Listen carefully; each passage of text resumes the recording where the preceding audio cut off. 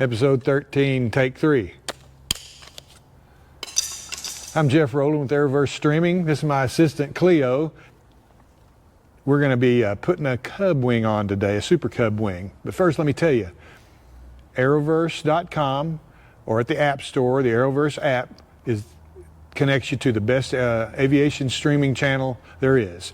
The owner, Charles Cook, and I started a little over a year ago, and we want you to go over and look at it. We're making these YouTube videos so that you'll be enticed to hook up and go see our original content and all the things that we have on our Aeroverse streaming channel. So check that out. Today, I want to tie in with a few weeks ago we did episode 12 and a barn find Cub, if you will, at Ted Zarati's house.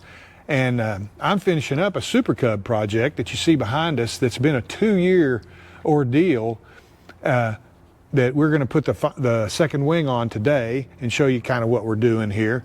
And we're very close to finishing this project. It took a couple of years to do. It was done for a customer that was the father of a man that I built his airplane for a couple of years ago, is Bucher Youngman. You can see an article about it in Sport Aviation if you're so inclined. Last spring they published an article on a couple of Buchers, and one of them that I built and the other one was mine. Anyway, I wanted to give you an idea of what's involved in fixing an airplane and why it's important to note that Charles and I are fond of saying that anybody can do this. This work is not difficult. It's not overly technical. It's just a lot of work. We estimate 2,000 hours labor in this thing behind me. It started out, the owner said, oh, it just needs recover. Well, it hadn't been recovered in 40 years. And it wasn't a bad airplane, it just was wearing down. But when you uncover something after that much time, it is just steel tubing, aluminum ribs, wood spar. Well, this has got metal spars. There's wood parts on it. And it just deteriorates and needs attention. So this became a frame-up restoration.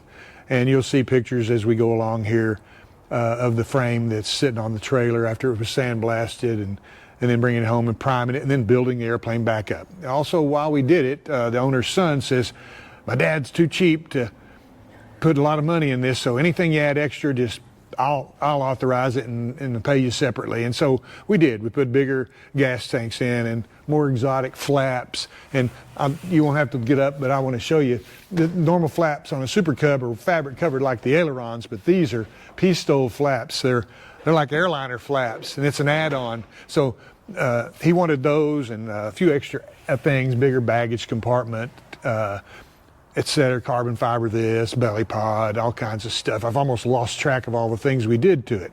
But nonetheless, just to get an idea, I've got a book here that's nothing more than a reproduction of the original maintenance manual for a Super Cub. And you can see it's not very thick. It's not a real complicated ordeal, really. Everything pretty much you can do in here with this book. And that was what they came with back in the day. It's just a reproduction of it. And what we're going to address, I'll show you I'm going to address today, is this one section where I'll explain as we go. But once we get the wings on, we put some strings between the wings over the top and measure. That's how we get the angles and stuff set on the wings. And then when we're done with that, we can close it all up and it should fly straight. And anyway, this is the parts of the book that tells you that. And there's everything in here from engine and rigging, and doesn't tell you how to fabric cover. Oh, my granddaughter drew that. So there are some things like that in there. But I want you to say, hey, Jeff, why didn't you clean your table off? Well, it takes a lot of stuff to get an airplane like this done. Here's my notebook manual. I draw pictures of everything that I need it. And that's just for the brake lines and all the parts we needed just to make new brake lines. And you just can't imagine the details that go in there, some flap stuff. And I make lists and cross them off. This isn't rocket science, but how am I going to do this? How am I going to make the electrical system? And how am I going to hook up the trim indicator? I drew pictures of a lot of things and took photographs, of course, so I can put it all back together when I'm done. Elevator cables, unless you build these for a living, you need stuff like this, fuel system. So there's just some of the books required, and I've got other things here. But what I wanted to show you today was all the little things that we did to this airplane that took 2,000 man-hours to do. The fabric covering, I will tell you, probably is about a 600-hour job. So when you hear someone tell you, hey, it just needs a fabric covering, you know, be skeptical, because underneath it needs attention. I'm going to go back in total education here, but airplanes used to be covered with cotton, a natural fabric, and it would rot and lose its integrity after 8 or 10 or 12 years. And according to its sun exposure and pollution exposure and stuff like that. Well, when you rip the fabric off of an airframe after 12 years, it's in pretty good shape. I don't think there's any doubt about it. But when you wait 40 years, there's some things that need attention. That's why we went with full ground up. I said, we can't put an airplane out there that's doesn't have integrity. Not just because I like it to be perfect, but it needs to have airworthy integrity. And I remember taking it to the sandblast guy. He goes, well, I've never done an airplane before. I hope I don't hurt it. He didn't even use sand. He used like glass beads or something. I said, man, if you hurt it, I want to know. This is 4130 chromoly steel, which you're blasting. If you can tear it up with your sandblaster, I need to know. That means it's rusted out. And we check it other ways too, but he goes, oh. I said, like a race car. He goes, oh. So he hit it really good, and it came back perfectly clean, and it didn't have any issues, really. But that makes me know the frame is solid. So anyway, that was not the first step. The first step, I got the wings here and the tail, and I went through those and made all the modifications, covered them, got them out of the way, and then I got the fuselage here with no engine. I replaced everything from the front back. It's got new firewall, boot cowlings. Everything has been reconditioned. The fuel system was ancient. The electrical system was ancient. This was an airplane that was delivered to the Italian Air Force way back in the 50s or 60s, I guess the 60s. They bought a fleet of them, and then they released them, and so they were spread out all over the world. So it had Italian writing on the instruments and the electrical system, and it was, you know, you guys are into mechanical things. I mean, it had wires literally for the landing lights are almost this big around because they're incandescent lights. Well, we put LED lights, which means we could go to 18 gauge wires literally. And so we lightened the airplane up with things like that, but I did rebuild the entire electrical system. And Mr. Kane's son wanted radios, so I installed a radio, a transponder, a modern ELT, and all that stuff I put back into the battery compartment where it was, and made it where it was easy to work on, but then I had to wire it up to the front. So it's got modern radios, new instrument panel, and updated systems, fuel system, electrical system, all new cables. All that stuff just takes time. And like I said, I was keeping track of it for a while, and I finally just got tired of keeping track of it. I knew it was going to hit 2,000 hours, and I just thought, whatever. So they're going to have a great airplane. Truly is going to be something. And anyway, you want to walk over here and check it out. I'll show you some of the things that we've got left to do, and then we'll stick a wing on. Not to say it's very difficult, but I put this one on by myself with my forklift, and then when I got ready to hook up the struts, I had to call for some help. So Jimmy, my friend that's standing by over there, he's going to help us with this one. Anyway, it takes 2 or 3 people really to do it right, but I did most of it by myself because I'm a hammerhead. They wanted the nice Tundra tires, you know, for people that do this, and it's got a new aftermarket landing gear, a little more structural integrity with a step. Instead of with the shock struts, we went with these aftermarket struts that makes landing a Cub not so bouncy. And everybody that says they've flown with them love them. So Mr. Kane's son, Jeff, ponied up for those. We put a belly pod on it. That belly pod for extra cargo, that thing weighs no more than 10 or 12 pounds. Incredible carbon fiber product. And you can open it up and put like anything in it that'll fit, you know, as long as it's not too heavy. You know, you just pop these little fasteners and off it goes. You got a big cargo compartment there. Oops.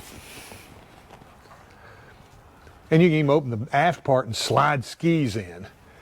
It's pretty cool. You got. I added a bigger baggage compartment and put carbon fiber floorboards and stuff in. All this to save a little weight, but to modernize it without losing its original aesthetics. It's covered with brand new Seconite and Randolph dope, a very nice, durable, lightweight process, and very old school also. I can't think of anything in this that we didn't touch. And this is where the battery was in the airplane. And it was a heavy, normal 30-pound, 12-volt battery. So, that's where I got creative. Here, Cleo.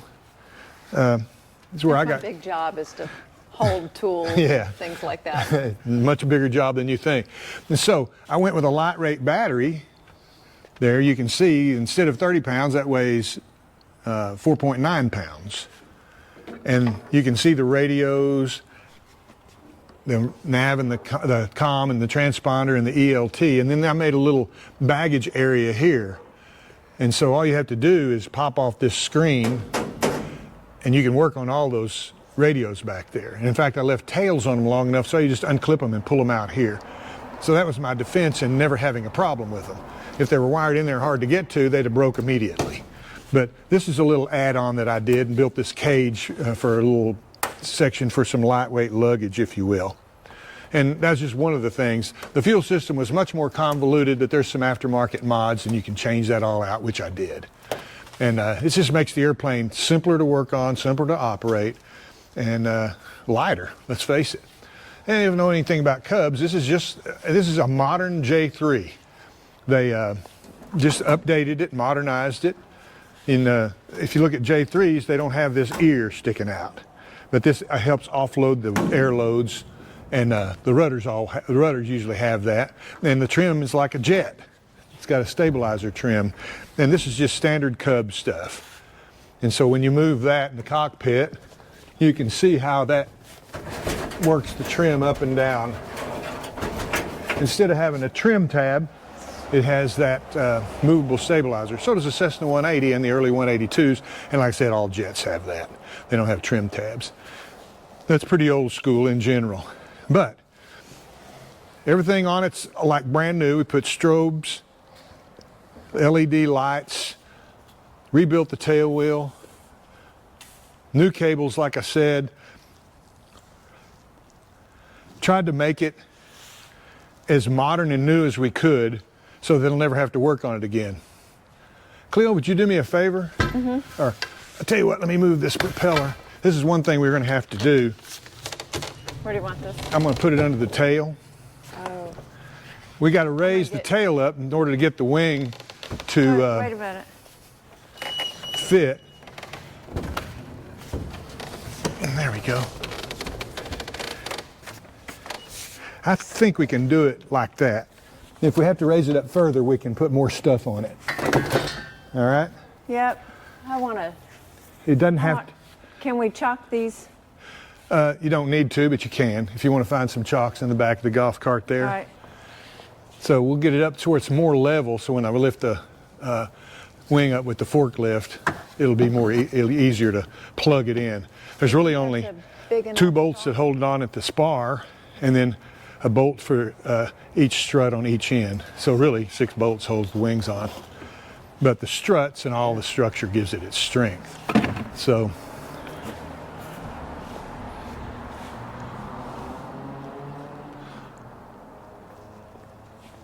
we're going to move the airplane up so we can come back in just a minute and start again. This is I need them to help. I need to get this into the air, and then we'll move the airplane up. You're gonna. I'm gonna get the forklift and lift the wing, and then we're gonna move the airplane up. Jeff. Yeah. Can't roll it off that. Oh no, you'll move that at the same time. Okay. Yeah. I'm gonna fire this up, Mark. Wait.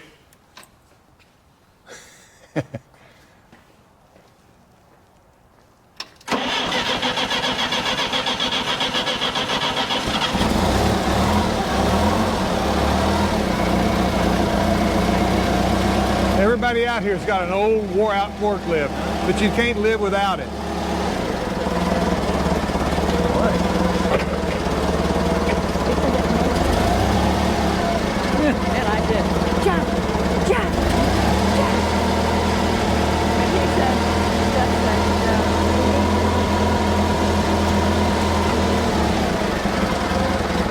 All right, that'll get it close.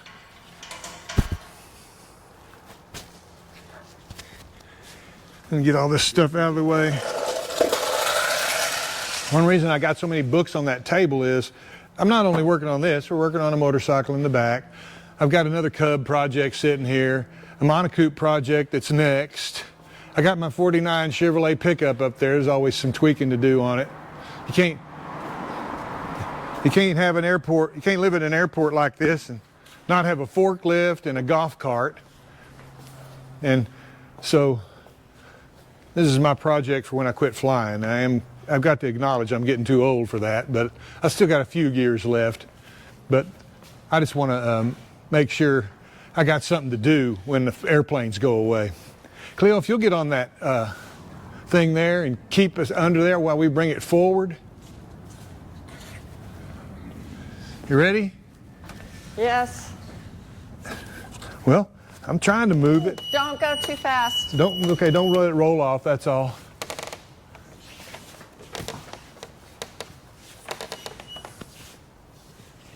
All right, hold on a second. I'm going to move my toolbox. I didn't think of that.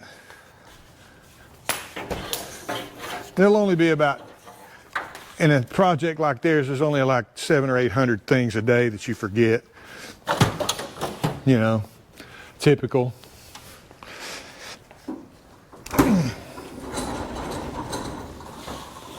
Get this over here out of the way. Shots on the big wheel. On the big wheel? Do you think so? Well, if you're going to move the plane back and forth. Let's see. Why don't you come up a little further? I'm going to move forward a little bit more. All right. What I'm doing is trying to get this close to here. Now what? I think it'd be easier to move the airplane. Tell you what, pull that thing straight back, Whitney. I'm gonna put this back on the ground. There we go. I'm gonna bring this like so. Would you put that thing under the tail?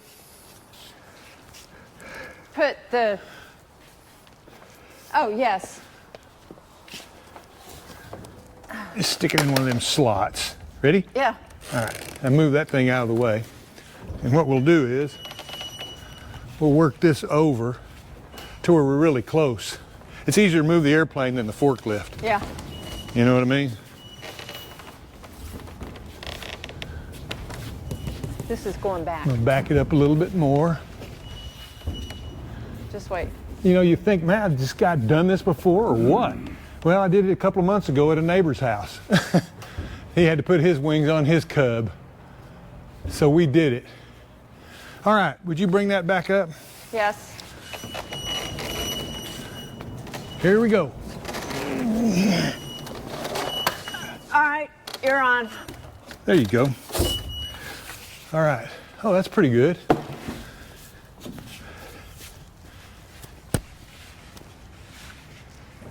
I'm coming back towards you some. All right. Ready? Yep.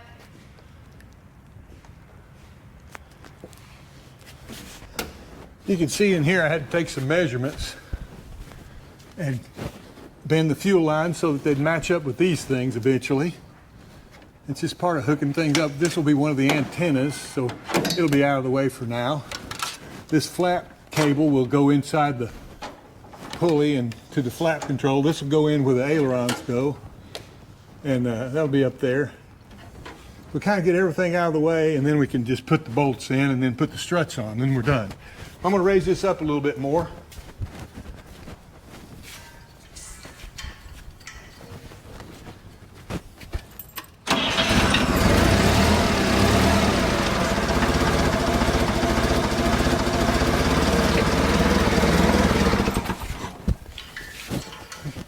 You got to factor in the time that the forklift drifts down because it's not new. All right. Mr. Jimmy, would you get on the wingtip? And we'll push it up there and get it started into its slot.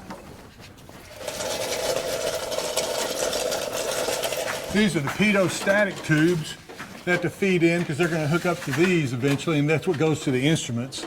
So I've got to kind of be careful and run them into this gap here. And Are you lifting up, Bubba? No, Not yet. he's getting set. I just want to come my way about, through, there you go. Hold it right there. Whoops, back a little. Hold it right there, Bubba. Huh. There we go. There we go. Let me get a couple of bolts. I laid all this out ahead of time.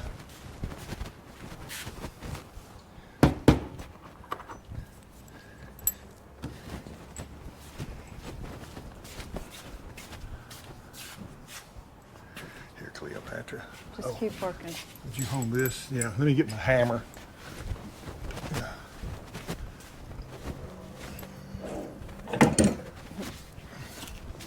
To put airplanes together, you need things like hammers and mostly hammers.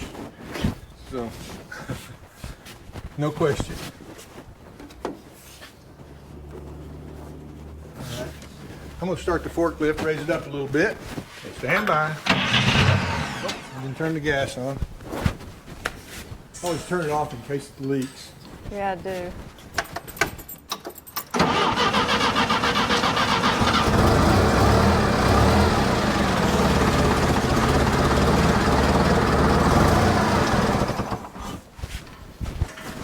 I don't know how anybody lives without a forklift on this airport.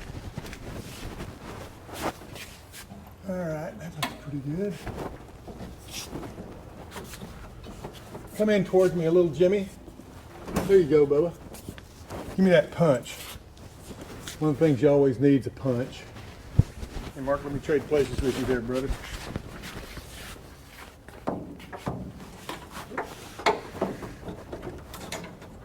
Push it in just a little bit, Jim. There you go. Push it a little bit more, Bubba.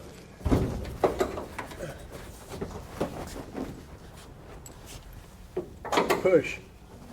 Push, Even though you can't hear me. push. Okay, they got that one, yeah?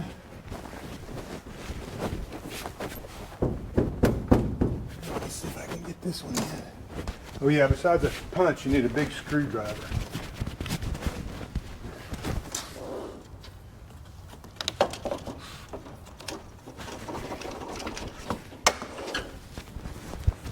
Problem is, till you get it up there, you really don't know what you need exactly. Let's see here.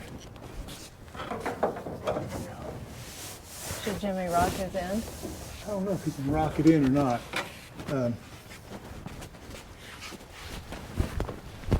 Bubba, it's got to go kind of this way a little. The back one in, but it's stuck. So let me see. Just when I tell you to give it a shove. Oh, here we go. It needs to pivot like that a little bit. Oops. Oh yeah, More? you're doing good. I just need to get the clearance so it'll pop into that slot.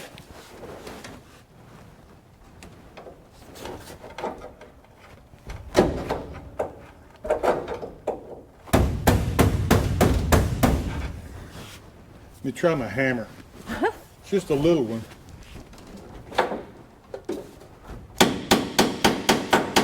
I need to pry it.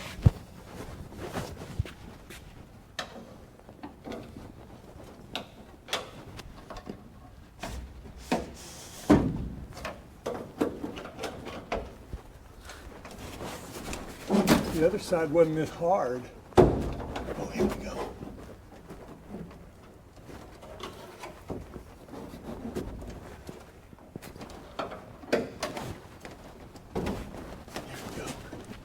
Yay.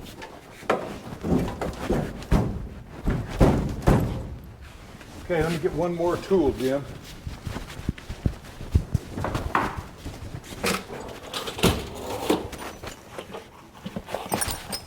Sometimes you need two punches, not just one. Now get him to ram that tail end in, twist it my way. Put this in, ram it in. This bring in. Bring it aft. Bring it aft. Bring it aft. Yeah.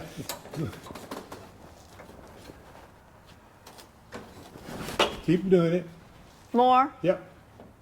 More. More. more. Here, hold this.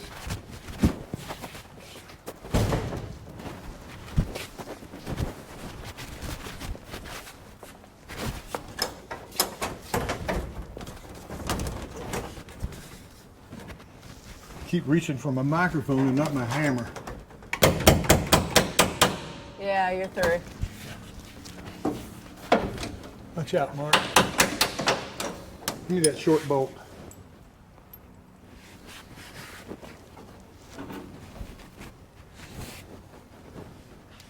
Give me that pointy one first. Hold that. Okay. What I got here is a bolt with a little bit of a point on it. That'll get it started. Now I'll put this one in and chase it behind it. What's out there, Mark? And I'll pop this one in there and it'll knock that one out. So it might hit you, so be careful.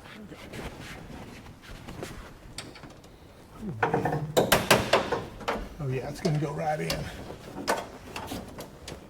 I like these because they leave a lot of room to work. This is a lot of room. Are you being Compared to- sarcastic or for real? Totally being sarcastic. All airplanes are this way.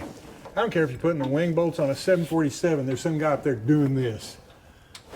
There's no room. And that's just reality of airplanes. That's why usually when I'm out here in the shop, I'll say things like, I hate airplanes. Even though I really don't, sort of. You know where my little, let me get my, one more tool that you need. I might have been able to get it. Well, I'm not sure you know where they're at.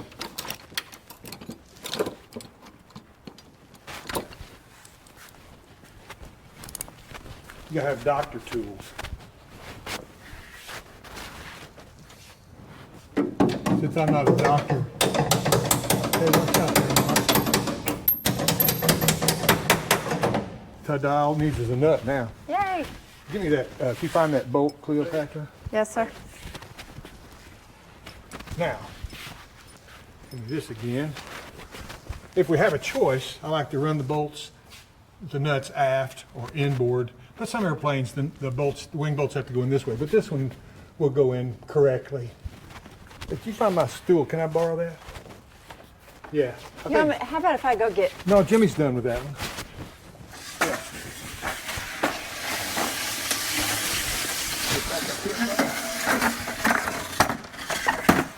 Okay, you also need a step stool. Just trying to give you a list of tools. Man, I can't even see it.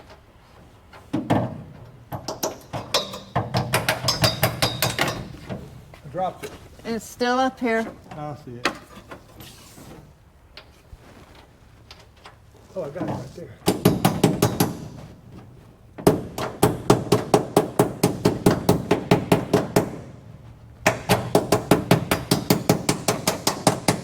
Jill, would you hand me that longer bolt? You're the man. Yeah, let me have that. And this is the same thing I just did. Just chase that.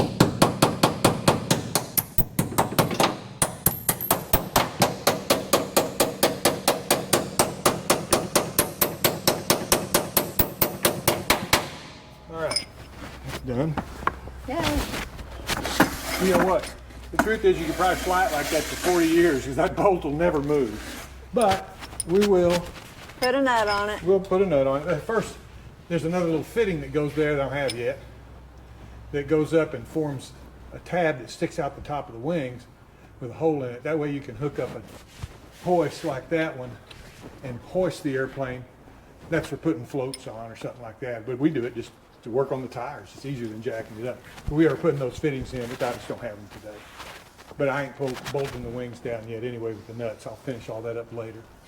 All right, let me grab a strut, and then Jimmy's going to have to have this back, and he's going to have to hold this while we put one of these on.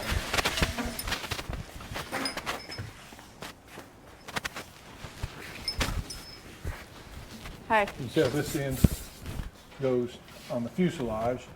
There's one that's hooked up if you want to look at it, but I'll show you what we're fixing to do. This is the aft strut because it's smaller. And let me get the bolts. Do you need this one anymore? Oh man. Well, I really screwed this up.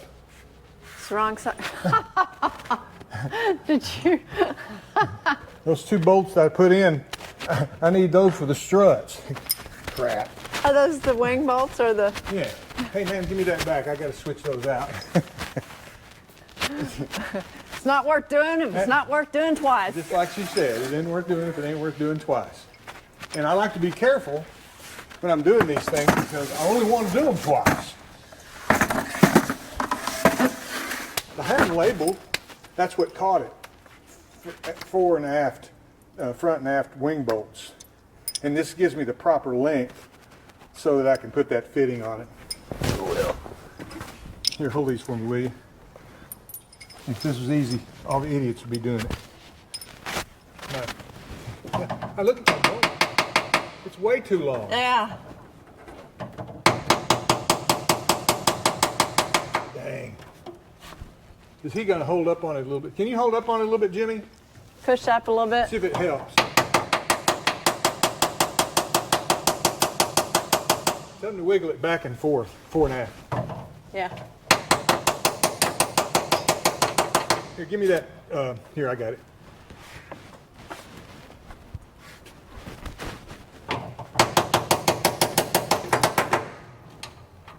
Inch it. It's so easy, too.